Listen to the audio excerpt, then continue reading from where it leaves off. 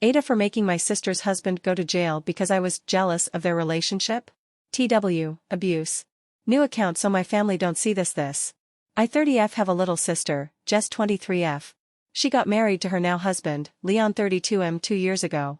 Now I personally never liked him, I think it's weird that he would go for someone so young. But he works as a cop so I figured that maybe age was just a number in this case. Now Jess has always been outgoing and extroverted. She was always partying and bringing guys home. And I don't really like the term bimbo but that's honestly what she is. She also got all the good genes out of the two of us so I always resented her a bit for that growing up. And I thought maybe that was why I disliked her husband because I don't have big breast or blonde hair and blue eyes like she does, which is why I probably don't get that many guys or not even a guy like her husband to look in my direction.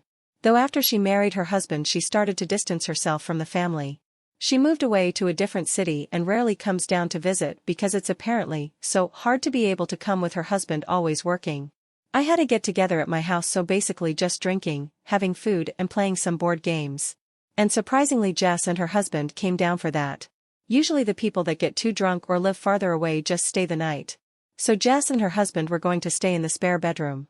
While we were in the pool I noticed her body was covered in bruises and small cuts. I thought that was weird because who just randomly has so many bruises on their body? When I asked about it she got flushed in the face and very defensive.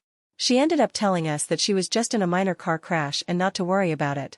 Nobody believed her but we decided to just let her be and stop talking about it. We all talked after her and her husband went to the spare bedroom to go to bed since she was pretty drunk and barely able to walk. One of our cousins pointed out that she would ask him if she was allowed to go eat or go to the bathroom and how his knuckles were raw. I'm not sure if that's the right description but we, meaning my mom and aunt, just chalked it up to him being an officer. The next morning my sister was limping. I figured that she might have fallen while she was drunk or maybe got railed. I don't know. But she was just acting different. Later on that day I needed to go to the spare room because I couldn't find my hairbrush and there's usually one in there for guests.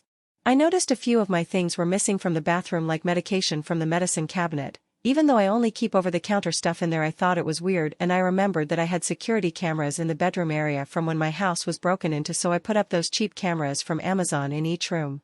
So I checked the camera in that room, hoping I'd find maybe that Jess or her husband took them because Jess used to be a severe addict, so it wouldn't be too far up her alley to steal any type of drugs to get high off.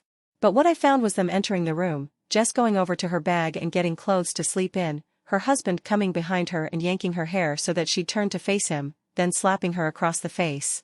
He yelled at her and punched her for over 15 minutes, and what confuses me the most is that after all that he picked her up and tucked her into bed and was hugging and kissing her. I was shocked and I wanted better for her and I was honestly scared for her life, so I went to the police with the footage and long story short he was arrested. But instead of Jess being happy that she was free from that psycho she was crying and screaming for him. She even attempted to assault the officer that arrested him.